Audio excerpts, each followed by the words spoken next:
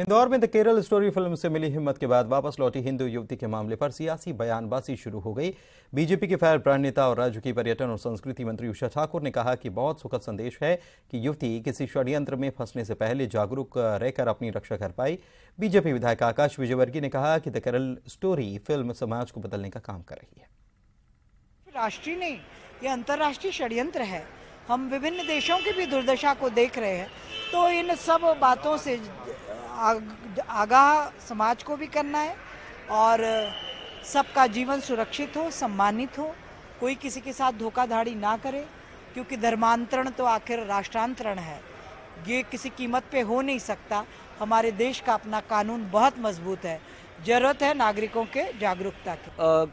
कई लोग इस दौर से गुजरे हैं, अब उनकी भी कहानियाँ वो दमदारी से बाहर निकाल रहे हैं। पहले वो डरते थे, घबराते थे, कौन समझेगा हमारी पीड़ा, कौन हमारी मदद के लिए आएगा, कौन हमें सहानुभूति देगा, कौन हमें धुतकारेगा, इस बात का उन्हें डर रहता था। मगर अब उन्हें लग रहा है कि समाज उनके साथ खड़ा है। सीएम शिवराज सिंह चौहान की पत्नी साधना सिंह ने सोशल मीडिया पर एक पोस्ट देखकर सहरिया आदिवासी की मदद के लिए हाथ बढ़ाया। ग्वालियर की घाटी गांव पुलिस ने सहरिया आदिवासी इंदर को लेकर एक पोस्ट किया था, जिसमें उसकी बीमारी का जिक्र था। पोस्ट देखते ही साधना सिंह ने जय आरोग्य अस्पताल के अधीक्षक को फोन किया, समुचित इलाज करने की व्यवस्था करने के लिए कहा। घाटी गांव पुलिस की गाड़ी से इंदर को जय आरोग्य अस्पताल भी पहुंचाया गया। साधना सिंह के फोन के बाद आयुष्मान कार्ड भी बन गया।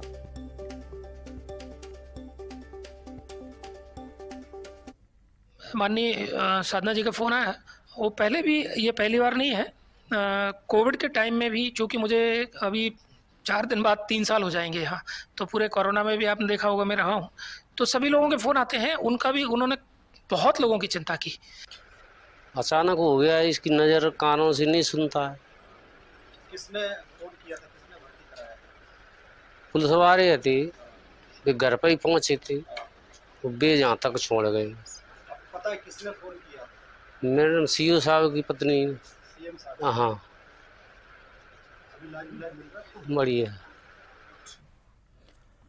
रतलाम कलेक्टर नरेंद्र सूर्यवंशी ने एक बार फिर से संवेदनशीलता दिखाते हुए दिव्यांग बुजुर्ग की मदद की। जनसुनवाई में अपनी पेंशन की मांग को लेकर एक दिव्यांग बुजुर्ग पहुंचे थे। देखते ही कलेक्टर साहब का दिल पसीजा और उन्होंने तुरंत तहसीलदार के साथ सरकारी वाहन में बैठाकर प्रमाण पत्र बनवाने के लिए भिजवाया, ताकि उनकी पेंशन शुरू हो पाए। कलेक्टर ने सामाजिक न्याय अधिकारी को भी साथ में भेजा, ताकि प्रमाण पत्र बन जाए और जल्द से जल्द पेंशन शुरू हो सके। कलेक्टर के कार्य से बुजुर्ग ने इतनी राहत की सांस ली।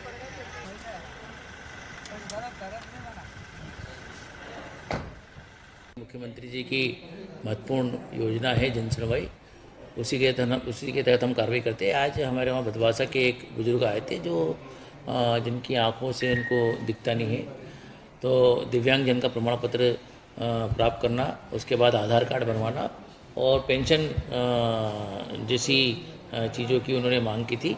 हमने तत्काल उसका त्वरित निराकरण भी किया है और सभी ऑफिसर को उनके साथ भेज के उनके प्रमाण पत्र और उनके जो भी आधार कार्ड इत्यादि बनाने की हम लोग कार्रवाई कर रहे हैं।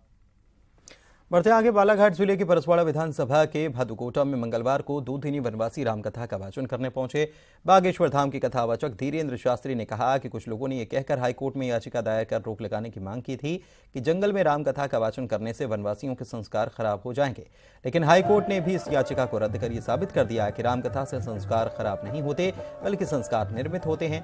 ऐसे कहने वालों की ठठरी बंध जाए। सनातन धर्म दिल्ली और बालाघाट में भी इतने पागलों का, इतने जंगल में भी पागलों का, जो भोले भाले लोग हैं, उनको तरह तरह का देश के इतिहास में पहली बार मुख्यमंत्री तीर्थ दर्शन योजना के तहत बुजुर्ग श्रद्धालुओं को हवाई जहाज से तीर्थ यात्रा करवाई जा रही है। इस कड़ी में इंदौर एयरपोर्ट से 32 बुजुर्ग तीर्थ यात्री शिरडी के लिए रवाना किए गए। आगर मालवा के यात्रियों का इंदौर एयरपोर्ट पर जोरदार स्वागत किया।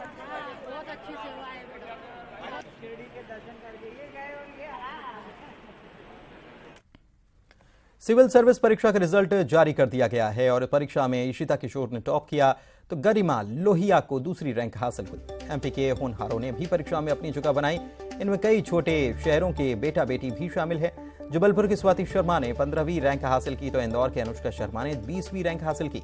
धार की संस्कृति सोमानी 49वीं रैंक के साथ सिविल सर्विसेज के लिए चुनी गई। उज्जैन की रुचिका गारकर ने 174वीं रैंक हासिल की। इसके अलावा अलीराजपुर की आयशा मकरानी ने 184 रैंक हासिल की। शिवपुरी के शिवम यादव ने 263वीं रैंक, तो सतना के अनूप बागरी ने 869वीं रैंक पर वे चुने गए। हलाल सर्टिफिकेट के विरोध में हिंदू जन जागृति समिति ने मोर्चा खोल दिया है। 2 महीने के भीतर सर्टिफिकेट पर प्रतिबंध लगाने को लेकर समिति जन जागृति अभियान को संपूर्ण प्रदेश में चलाएगी और हलाल मुक्त देश बनाने का प्रयास करेगी।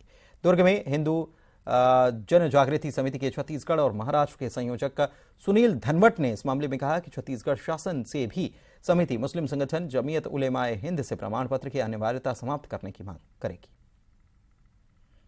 जा रहा है आतंकवादी गतिविधियों में Jamiat Ulema Hind provide legal aid in many cases. 700 से अधिक केसेस चल रहे हैं देश में, जिसको लीगल एड प्रोवाइड करने का काम जमीयत उलेमा हिंद कर रहा है। इसलिए हमारी मांग यहाँ पे यह है कि इस संगठनों की भी जांच होनी चाहिए और उसके साथ साथ सरकार को अनुरोध है कि अगर आपको अंतर्राष्ट्रीय हित संबंधों को ध्यान में रखते हुए अगर तुरंत बंद करने के लिए आसान नहीं लगता है तो कम से कम यह सर्टिफिकेट सरकार की ओर से दिया जाए ताकि सरकार को पैसा आ सके। और आखिरी मांग यह है कि आज अगर 57 मुस्लिम देश ये हलाल सर्टिफिकेट कंपलसरी करते हैं तो इस देश की आबादी 130 करोड़ है, इसमें भी बहुसंख्य हिंदू है। अगर वहां पे माना नहीं जाता है तो हिंदू समाज भारत में अगर किसी भी नॉन मुस्लिम कंट्री से कोई भी उत्पाद एक्सपोर्ट किया जाता है तो आज से जय श्री राम का उस पर सर्टिफिकेट हो, स्वस्तिक का हो, ओम का हो, ऐसी मांग भी आज से हम यहाँ पे उठाएंगे। और इसी के साथ इस बुलेटिन में इतना ही। नमस्कार।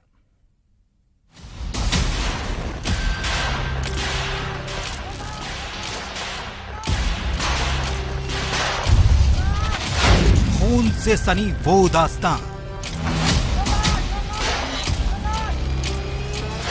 जिसके घाटी में ही दफन है राज।